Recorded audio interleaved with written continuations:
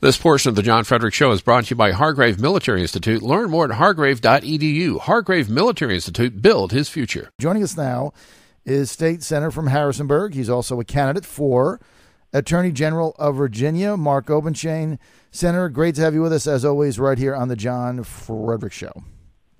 John, it's great to be with you this morning. I'm driving through the west end of Richmond today, on my way down to Hampton Roads. Okay, well, you're on your way to see us, and we're fired up about that. Anytime you can get down here is always a good thing. And I want to get right to your finances, because some good news. Now, there's other Republicans that didn't have as good news, but for the Obenshain campaign, you guys had a monster June. You raised almost $500,000 that beat anybody else in June on the Republican side running for Attorney General. You got $500,000 cash on hand. You're in great shape, and you beat your opponent like 2.5 to 1. So you're rocking. What's going on? Well, it is, and it was a great month. We are fortunate. We did blow the doors off our opposition, and frankly, I think it was the best month, best June for any candidate who's ever run for Attorney General. And quite frankly, I think it's a factor of a message that's just communicating with people and resonating. I think people are looking for a candidate who's going to run for Attorney General, who's going to run a race based on issues, based on what we're going to do for the Commonwealth and keeping community safe and keeping Virginia as a job magnet, rather than running some hyper-partisan, divisive campaign, which is what my opposition is doing. Well, there's no doubt. And the other interesting thing is you also made the Larry Sabato tweet. Now, not everybody gets on a Larry Sabato tweet, and he said that Obenshain is clearly in the best position of the four lower office candidates on the Republican side in Virginia. So that's good news when you get a shout out from Larry Sabato, because he's the guy that's quoted all over the United States. So good news there. Why don't I get to, I do have to get, before we get into some of your issues, the Governor McDonald situation. Do you think he should resign? You know, I wouldn't presume to render an opinion about that. That's something that the governor is going to have to weigh. There are two ongoing investigations, and I have confidence in the system. And, you know, we're just going to have to wait and see how that plays itself out. I think that the larger issue is, you know, this has been on the front page of every newspaper in Virginia and some beyond, and it's creating some voter confidence issues. And whether they're justified or not, I think that they absolutely have to be addressed. Our system of elections and popularly elected government really depends upon the voters having confidence in the integrity of the system. And where that breaks down, we've got a problem, whether there's been a breakdown of integrity or not. And I think that we really have to adopt some common sense reforms that are just going to change the way that we operate in terms of our ability to accept gifts. And I've proposed limits on gifts that I think that we ought to adopt going forward, and whether they pass or not, I'm going to abide by those limits. Now, do you think that any gift limit in Virginia should also extend to all extended or immediate family members? Well, I think that it needs to extend to members of your household. I think at some point it gets ridiculous, unworkable, and is not going to be functional. But I think that it certainly ought to apply to people who live in your household. Okay, so if you just, and I don't want to belabor this, but obviously, Senator, it's in the news, so we've got to keep on it to a certain extent. And by the way, just as a disclaimer, I'm one conservative journalist has called for the governor not to resign, because as far as I can see, we got a flawed system, but he's not broke any laws, so I don't think he should do anything. other than address what's happening for now. But here's my question. If you take the loan that went to Bob McDonald's company owned by his sister, here would be my question.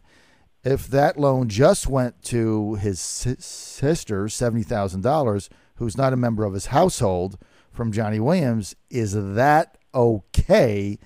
That's the problem I've got when you don't extend it to immediate family members, right? Well, I just think that we're going to have to work out the details of that. I mean, if you've got a company that is receiving a direct financial benefit, even if it's a benefit that is conferred on somebody with a little bit more distant relationship to you, if that confers a benefit on you or on me, 2 years down the road, if somebody were to make a loan to somebody to keep a business of mine afloat, that's going to confer a benefit on me. And I'm going to have to make a determination as to whether I'm required to make a disclosure. And my inclination going forward is, we need to err on the side of disclosure. Mm-hmm. We really do. Let me ask this. What is your number one objective as Attorney General? I know a lot of people say they have the 100-day rule. If indeed you get elected Attorney General of Virginia, what is going to be your top main priorities and objectives after obtaining office? Well, there are two. Number one, keep our communities safe. Number two is continue to make Virginia a job magnet for economic development and growth and prosperity. And I think we need to do that in a number of ways. First, with respect to keeping our communities safe, we've got to work with law enforcement, with our Commonwealth attorneys, protect our kids in and out of school, protect them against violence, protect them against predators, protect them against drugs and gangs. That's going to be a high priority. Also, we need to take a leadership role in making sure that we're standing up to the growing problem of and taking a leadership role in the growing problem posed by human trafficking, which is the world's fastest growing criminal enterprise and has roots firmly established here in the Commonwealth of Virginia, too. And we need to make sure that we're protecting our senior citizens from neglect and abuse. On the economic front, we've got to make sure that there are jobs here for our kids when they graduate from high school and college, good jobs. And we're going to do that by rolling back regulations and making sure that those job-killing regulations are not having an adverse impact on that job creation environment. And also, when the federal government steps up, like the president has proposed to do to our energy industry, and threatens new regulations circumventing Congress that are going to kill thousands of jobs across the Commonwealth of Virginia and end any hopes of a manufacturing resurgence, we've got to be willing to stand up and fight against that kind of job-killing overreach, and I'm going to do it. If the president circumvents Congress on these new proposed energy regulations, that's going to have an effect on every single Virginian in our utility bills, in our job environment, in our energy sector. So these are fights that we absolutely are going to need to take a look at and find a way to win. As you look into this is really an epidemic in Virginia in some of the inner cities. How do you plan to stop it? Well, we've got to work with our law enforcement community. We also need to work with the private sector and make sure that people are empowered to identify the signs of human trafficking. We've got to make sure that we're dropping lifelines to the women and children who are trapped in these human trafficking rackets, and make sure that we're providing a means for them to be able to get out. Law enforcement needs to make sure that it has the tools. We need to make sure that law enforcement has the tools necessary to pursue it. And one of the places that is the most problematic is in these online services and the manner in which it's being marketed online. We've got to be aggressive in rooting that out in Northern Virginia and across Virginia, and making sure that we have the tools. These are changing economic enterprises. I mean, they are criminal enterprises, but they're economic enterprises. That's right.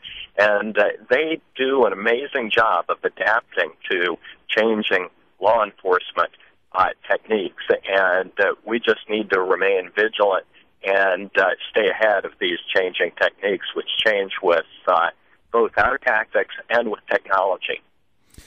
Senator, can you share with our audience what is the number one position of your opponent, your colleague, Senator Mark Herring, that really drives you absolutely bananas? Well, we've got an opportunity to stand up for Virginia jobs and stand up for commuters in Virginia. Last year I fought against a union-only preference on the nation's largest public works project, the extension of the Metro. That was a $7.5 billion construction project that Mark Herring wanted to have built in Virginia with union-only labor, knowing that we were going to be paying a 10 to 20% premium for the privilege of sending these jobs out of state to out-of-state union companies and out-of-state union labor.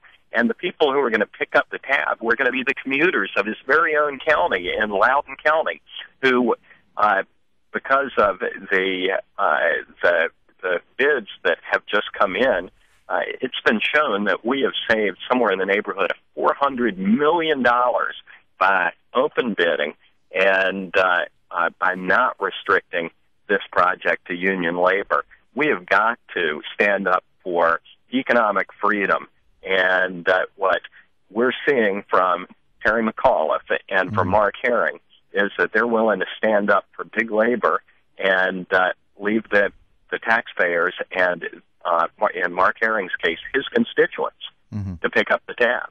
Do you think that Senator Herring is beholden right now to big labor interests in Virginia?